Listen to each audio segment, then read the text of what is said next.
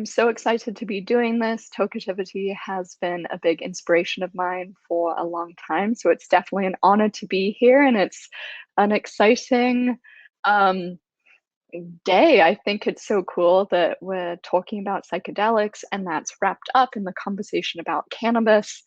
But to begin, I just want to tell you a little bit about myself. So, my name is Libby Cooper, and I am the co-founder and alternating CEO of Space Coyote. I'm currently the president.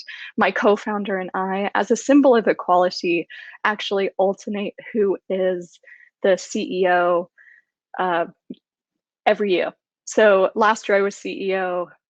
This year I'm president. Next year I'll be CEO again. And it's an unconventional way to run an unconventional company. I did put this in the chat, but I want to say this at the very beginning. If you have any questions, please write them.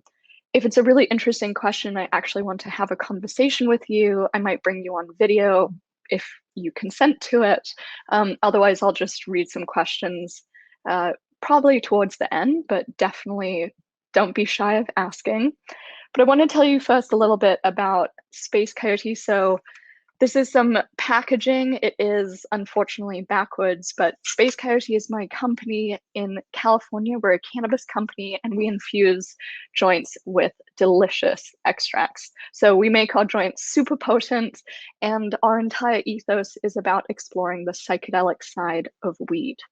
We're infusing our joints with hash, live resin, diamonds even, which is for anybody who isn't up to speed of the constant trend changing language of cannabis, diamonds are THCA, which is pure THC as a solid form. So it's an acid. That's what the A stands for.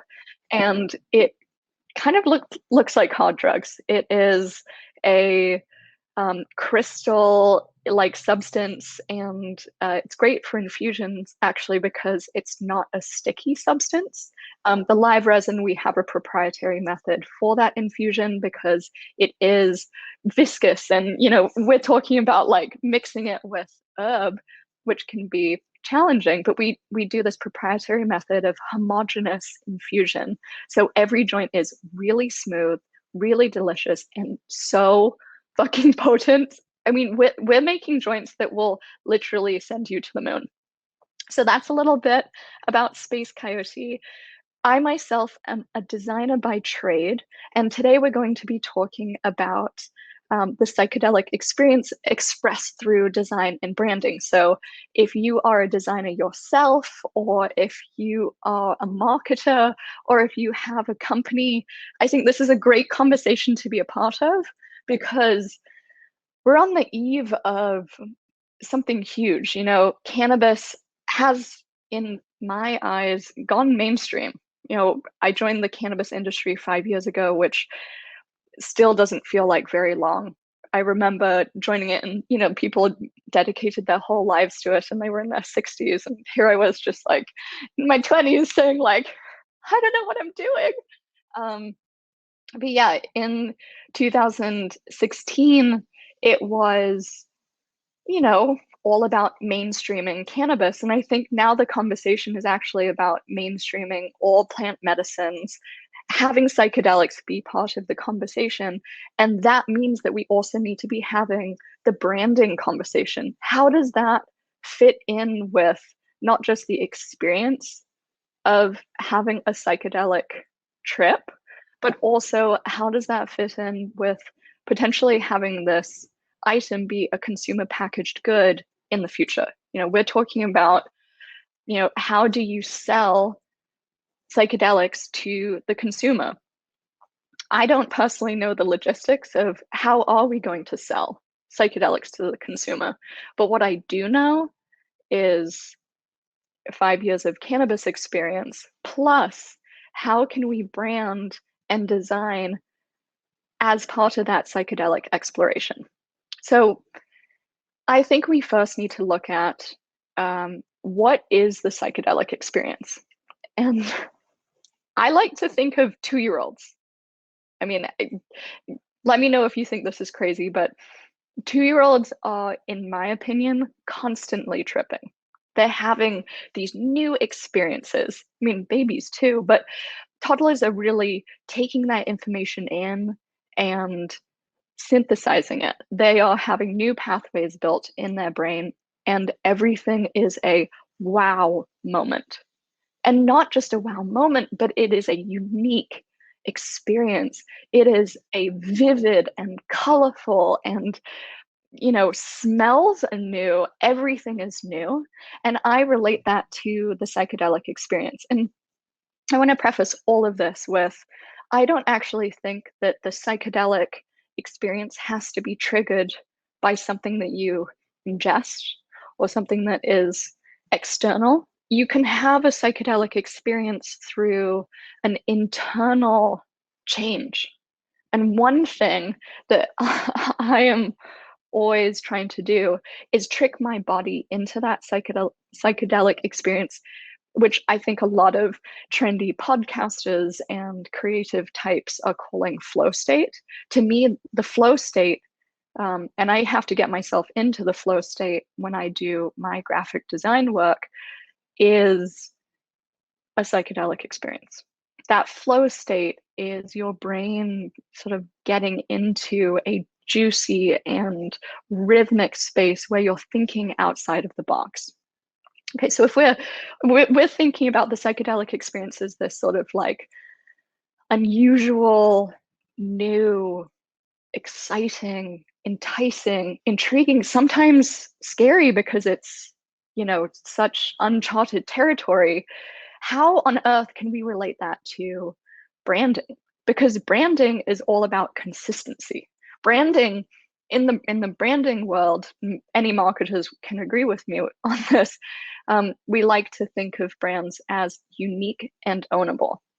But we're not talking about the uniqueness of an individual trip. We're talking about the uniqueness of your brand doesn't look like another person's brand.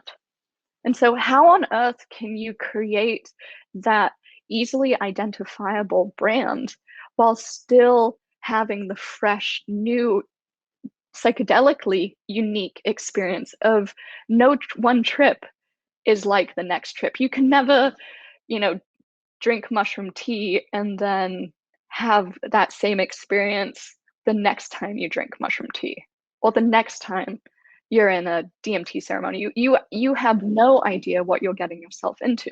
So take that concept and start embodying that into your design work. This can be very challenging for all of us designers because we have to throw out everything that we learned in design school, literally, like everything.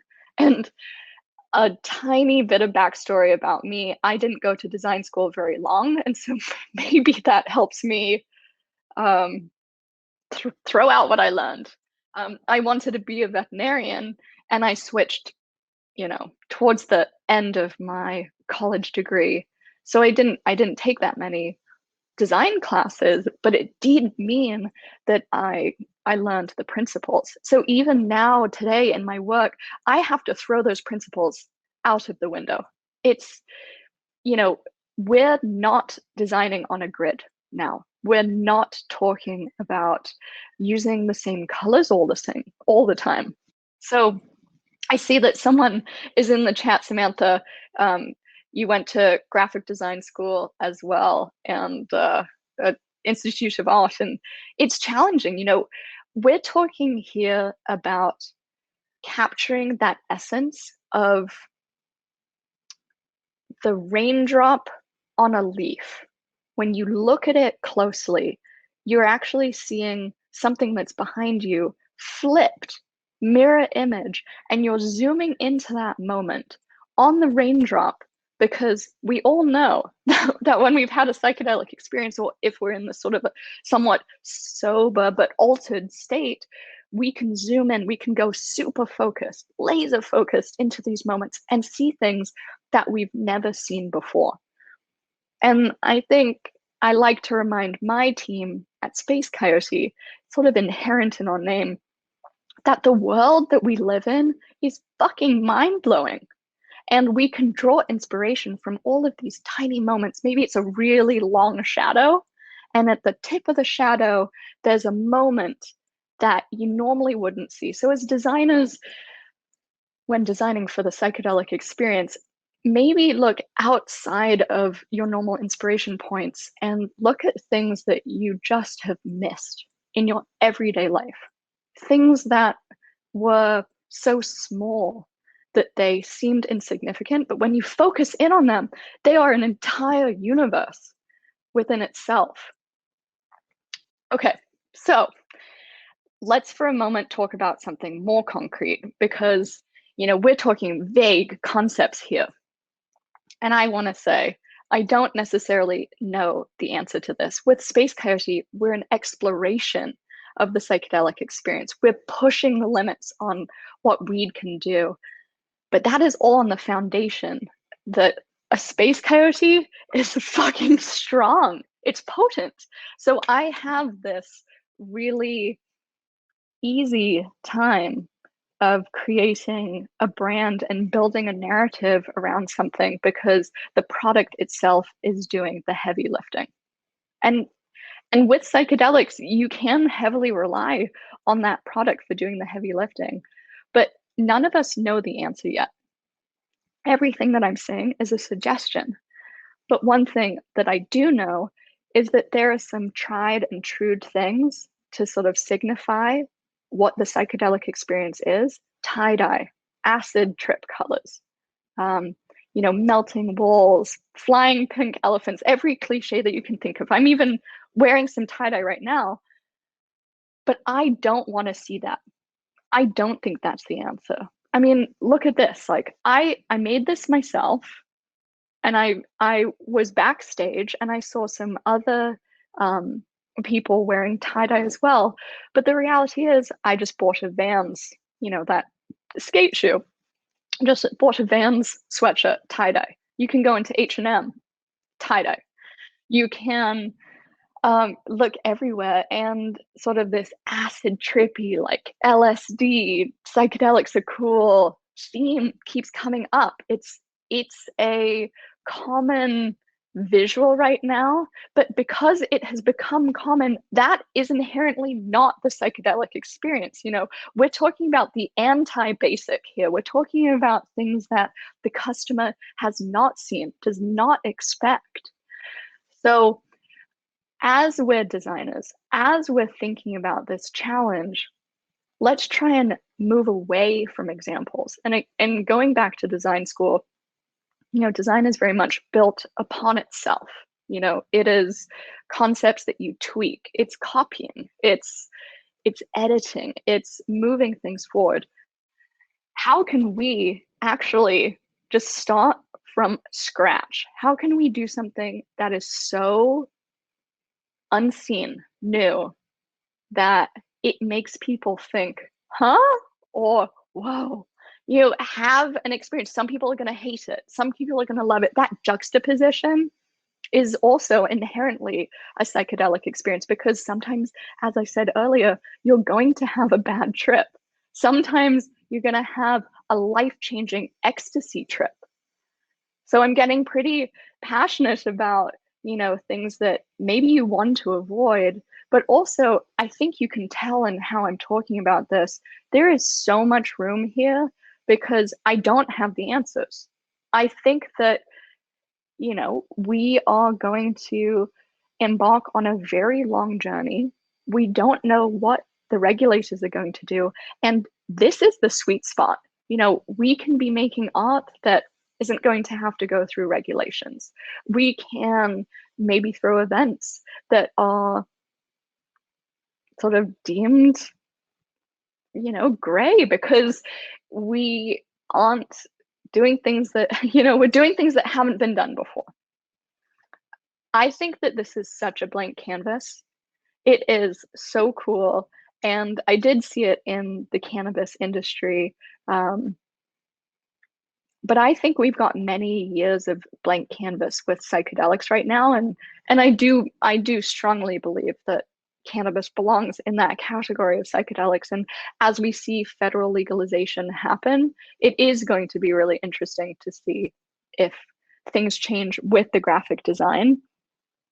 One thing I did want to note, Space Coyote, we're considering going into Canada. And in Canada, they strip away all of the branding. And I'm having a bit of an internal panic attack about this because I don't particularly want to go somewhere where our product doesn't have a story. And I think this is a great time to take a little tangent to tell you about that origin story of Space Coyote. Space Coyote was born out of a mushroom trip in Joshua Tree. So my co-founder's name is Scott, and he had his birthday celebration in Joshua Tree in 2017. And we gathered 25 friends, 25 of the closest friends, for a meteor shower during a new moon. So the new moon was creating the optimal viewing capability for this meteor shower. We got a house that, no joke, was made entirely out of pennies. Every single surface of the house covered in pennies and then covered in resin. So we're already in sort of this like weird, trippy environment. And we brew a batch of mushroom tea, and those who wanted to try it, tried it. And we started to come up on mushrooms. It's beautiful outside. The sun has set. Everybody's wearing gorgeous outfits. We're traipsing through the desert. I was wearing something embroidered and it got stuck on a cactus. And I made some stupid joke about how this is the type of content that anthropology wishes that they could capture. It was so pure, and we were just giggling and ultimately perched ourselves on these boulders, and we could hear coyotes yipping in the background. The stars were literally falling into our faces. We couldn't tell what was a meteor versus just the mushroom trip, smoking joints, and Earth was our spaceship. And we became Space Coyotes. So we had this name, Space Coyote, well before having a product. We actually had a name and that origin story a whole year before launching the company. The company itself came about because I previously worked at Ease, and for anybody who doesn't know, it's a large cannabis retailer online. And so I was exposed to a lot of data, a lot of analytics on what was missing from the cannabis market. And there was this huge gap of the price to THC ratio. People want to get high and they don't want to pay that much money, but also quality. You get shitty weed when you start paying low prices. And there was no pre-roll that I wanted to smoke. And I really do consider myself to be a stoner. And I think being a stoner is celebratory. So we decided to create a joint that was super potent, rolled in extracts, and something that we wanted to smoke. And I can proudly say that I get high on my own supply to the point where I'm kind of ruined for smoking anything else. It's a little unfortunate and really exciting. We're going to be launching bagged flower soon, very soon. And we've got just so many fun collaboration projects in the works. We're going to be doing a collaboration with Slightly Stupid. We did a collaboration with Poolside, and we love supporting up and coming artists. So that's the origin story of Space Coyote, and it has very interestingly sort of morphed into this psychedelics conversation, just because that origin story, that true essence, the heartbeat of the brand, came from drinking mushroom tea. And so I've become very interested in where will psychedelics go in the future as a consumer packaged good. I get this question a lot. Is Space Coyote going to become a psychedelics company? And I think it already is. I said it many times before, and I'll continue saying it. We are exploring the psychedelic side of cannabis, but how will mushrooms and other psychedelics be integrated into the brand? I think it was really fun that Tokeativity had, a massive mushroom next to all of the different speakers as part of their, visual announcement language. But that's just scratching the, surface. Where are we going to, go with selling this new kind of experience? I question often, and I'll open up a little bit. My own psychedelic use is pretty minimal. I have a mushroom journey probably twice a year. I've really enjoyed exploring DMT, but that's, a once a year experience. And I am definitely a stoner. I'm smoking a lot of weed most days. But, in the past, I would say that I don't know how to, sell mushrooms to the consumer. I certainly know how to brand mushrooms to the consumer. I'm going to invite them with that childlike wonder, that creativity, that spontaneity. I'm going to build a brand that is inviting and optimistic. Space Coyote itself is your optimistic friend who's always daydreaming. I think we need to always avoid cynicism when it comes to the psychedelic experience.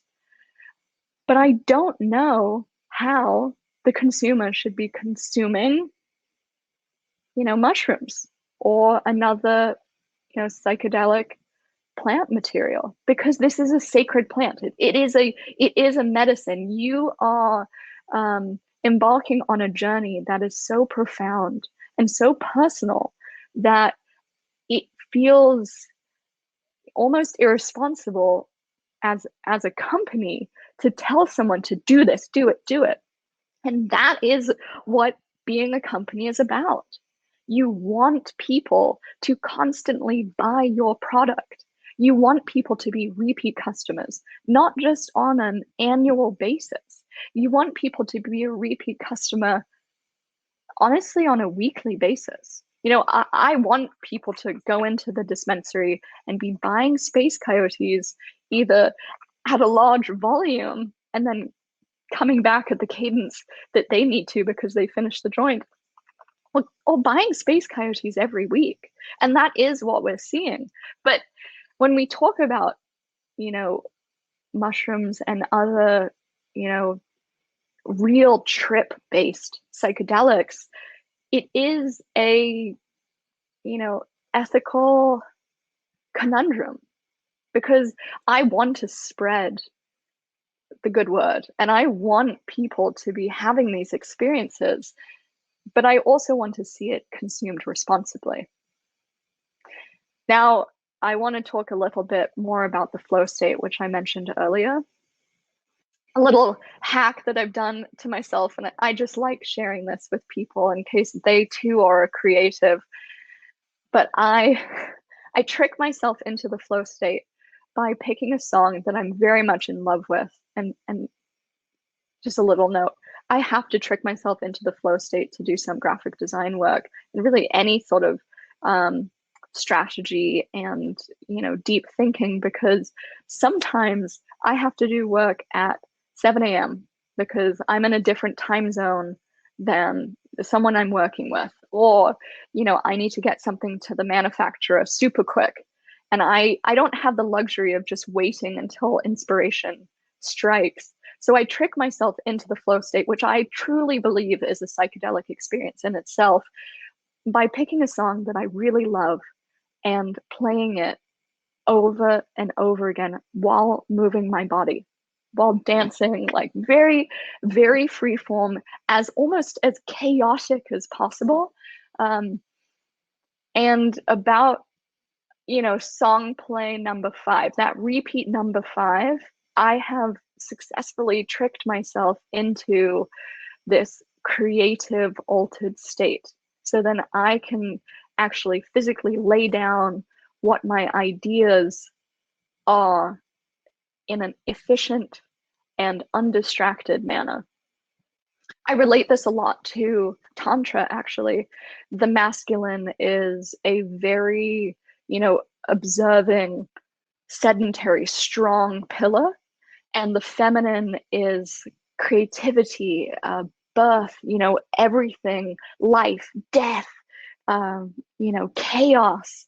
And through music and movement, I can get my body into that state where I go into really just like ultra focus, ultra just, pouring my ideas out, being able to express.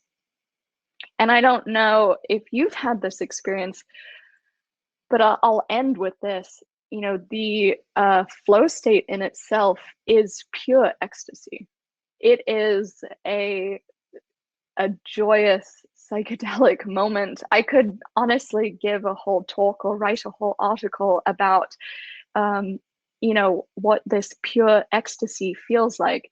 Sometimes you can have that pure ecstasy feeling doing the most boring thing is driving in traffic, and you're looking out the window and you think you're in a music video, and you're just, the light is shining in perfectly and it's doing something to your brain, and you just feel like, $1 million. And if we can all harness that moment as marketers, as creatives, as company leaders, I think that we can achieve some really incredible things. Now, I'm going to just take the last 10 minutes here. If anybody wants to join me with a question or have a little bit of a dialogue, I'd love to do that. And if not, I can keep chatting. I've definitely got some more topics to go over, but if anybody wants to, that would be amazing. All right.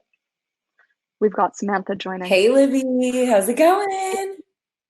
Going well. I'm so glad you wanted to chat. Good. It's Thank so you good to so see much for being here. And I was excited about this session because I do graphic design and visual communications and branding, and as the CEO of Tokeativity, and I've done a lot of the graphics for Tokeativity for so many years, and I'm like so interested in like what's next, too. Yep. And so I really enjoyed hearing some of your thoughts about like getting out of the kind of like like rainbow, like I literally took that picture with like a mushroom in rainbow in my house here, which is super fun. But like, what are some of your thoughts around like, I mean, literal like imagery, like where do you think it's gonna, where like, can you talk a little bit more about that? Like I'm interested in that myself, and I think there's I guess like, part of normalizing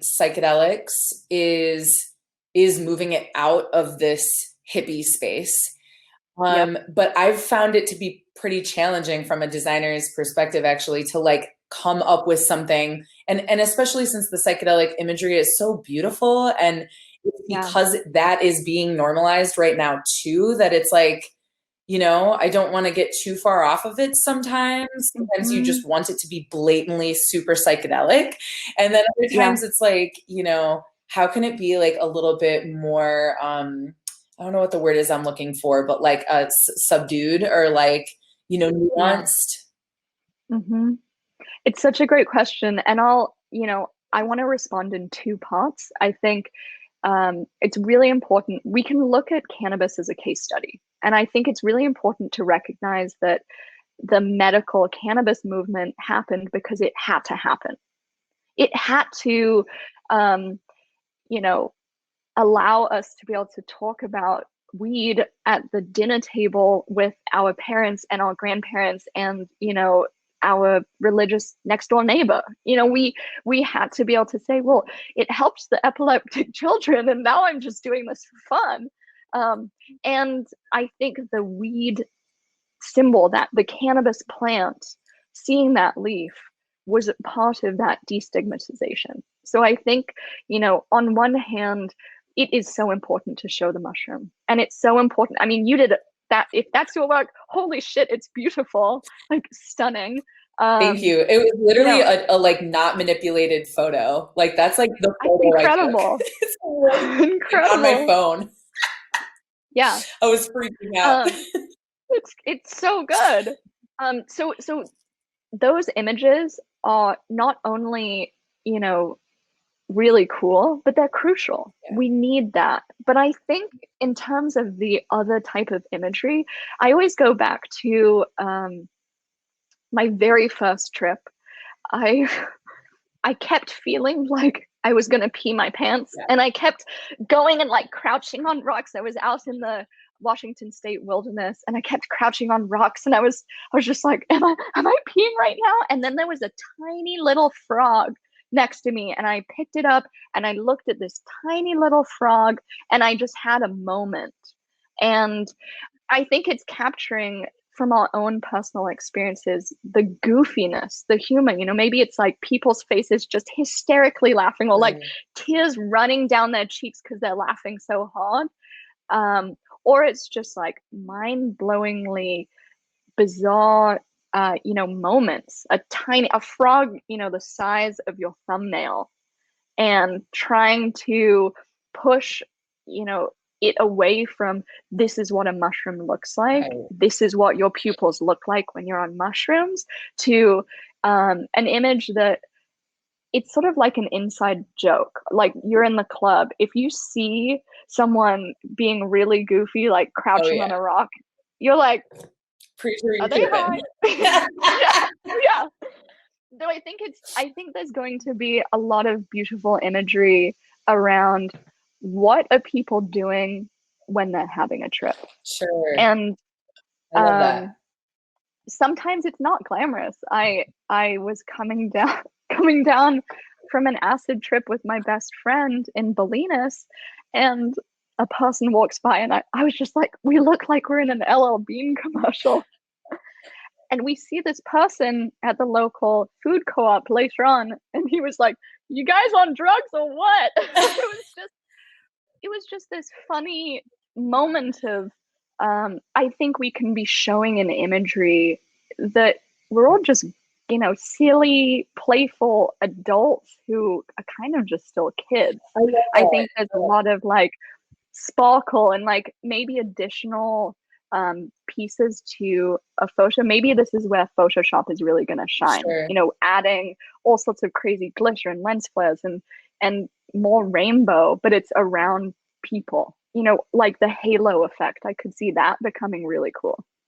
Like auras, halos, that kind of Auras. stuff. And I mean, what you're like, my brain really started generating ideas when you were just talking about, children and toddlers. And I'm a mom. I have a 12-year-old, and as someone who's used psychedelics for about 22 years now, I totally had that realization when my son Carmine was little. I was like, it's like he's like always tripping or something. Like the curiosity and right. Like curiosity and playfulness are like two main words that I would use to describe what happens to me when I am, using mushrooms or other psychedelics. And it's really beautiful. And I think it really helps us remember that it's already in there. We are already that playful. We are already that curious. We are already that full of wonder, but we just forget in the like mundane existence. Yeah. And it kind of like connects you with that space. So I love the idea of imagery. Like, I'm having some ideas just around like showing adults playing. Or, I mean, imagine a close-up of a face that's just like wonder, right? That wonder. Yeah. And then there's room for maybe like graphic design illustration around the face, or I think it's capturing wonder. I love that. Oof. This was really inspiring. I really, like I said, I wanted to come to this to like literally get inspired for my own work here at Tokeativity and beyond, because it is really challenging to tap into that flow space. And it's also really important. I'm obsessed with the quote. I have it right here. The role of the artist is to make the revolution irresistible. Oh, that's so good. I love it so much. It's just like, that is what good branding, good art, it like literally is making the revolution irresistible, because it's so beautiful that you can't not help but want to be a part of that.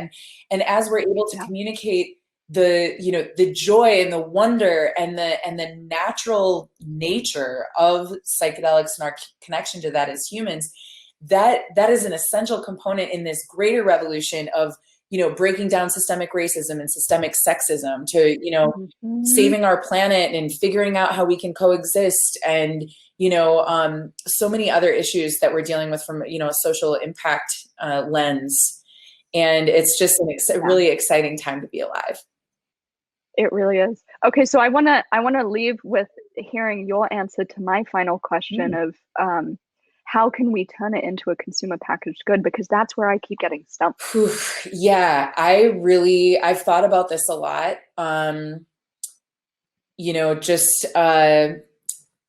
because I make capsules for myself, and and my band name is Mama Sam, and I love mushrooms, and I'm like Mama Sam's mushrooms, and it's like kind of been my thing for myself for a long time. And I mean, I think it's similarly to cannabis, right? We're probably going to see waves of this like super psychedelic type thing in the beginning, kind of like back in the day with weed, where it was like, we weren't seeing like, we weren't seeing like the kind of like edgy, sophisticated branding like we are now in cannabis. So I think at first we'll probably see things, more like, well, in Amsterdam, right? Where like the space cakes or, whatever, like these different things. But I hope that we can start to see sophistication on a deeper level. I have like a few things here because I'm just excited to be engaging, and Oregon decriminalized everything. So it's actually like legal for me to have these things on hand. But I have this tincture that I just put this little sticker on for myself to remember what's in here. But this is like Mycomind, like Paul Stamets, neuroregenerative compound with like lion's mane and reishi and turkey tails and all these different kinds of mushrooms in it. And then there's also psilocybin, and it is it's actually complete. Like I said, after 22 years of consuming psychedelics, mushrooms in particular are my favorite.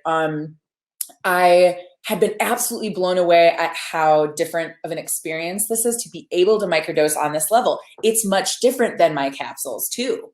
It's like it's such a different way to consume. So I'm excited to see more products in different forms for consumption, and then, branded in sophisticated and beautiful, clever ways about this being about wellness and being about your best self, and not feeling afraid of that, and I know microdosing is all the craze, and like as much as I love a good macrodose, I had a traumatic brain injury a year and a half ago, and I hurt my neck and I got a blood clot and I had a small stroke, and this stuff like literally makes me feel like I did before that happened. And I think that we don't even understand.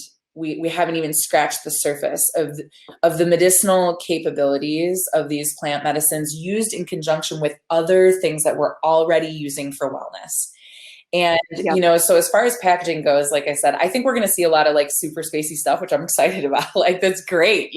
Bring on the space cakes, like bring on the like whatever. But I'm excited to see really beautiful branding and it being more tied into wellness in, I think, a way that is going to be really innovative. How do we kind of meld those things like we were just talking about? How do we like make this, I don't know, approachable and seem more normal? It just feels so natural. It feels so right to be using these medicines for my wellness. I'm much happier using this than using some of the things that, which I didn't even choose to partake in, for some things that are used for, people who have brain injuries or like right? I mean, insert ailments, depression, anxiety, PTSD, like, et cetera. So it's an exciting space to be in for sure. And what I love about this is that you're not the first person who has that story. I've heard potentially 100, up to 100 different, just through conversations, seriously. Yes. and someone, we should end, but because it's time, but Yeah. someone, Kira said, you know, when, how soon? And I'll say, I think we're 24 months away from things being able to be purchased. But yeah, what do you think? I mean, it's really going to depend on where you are, you know, like where the states are. And Yeah. I, you know, for here in Oregon, like we legalized psilocybin assisted therapy, and there's a 2-year regulatory rollout. I think Charlotte Blocker is actually dropping some knowledge on that right now. But you know, so yeah, we're looking at a couple years before we're going to see products, but they're not going to be available at stores here.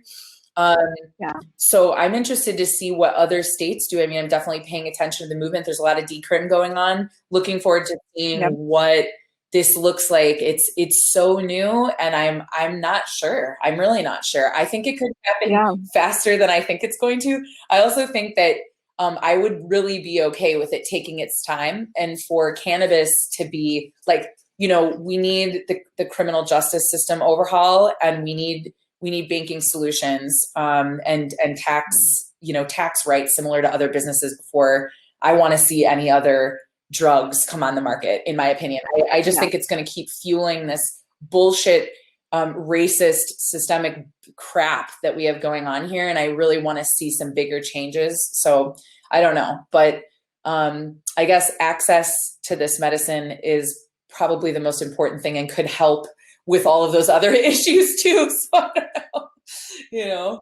Yeah. Yeah. Well, I know I have to jump over to the main stage to do some opening remarks here. Yep. Thank you so much, Libby. This was Thank really, you. really insightful. And I'm so glad that this was recorded. You know, this will be available after we're figuring out how and when that's going to happen. But thank you so much for sharing your knowledge. And we're so excited to have you here. We hope you have fun today at this amazing event.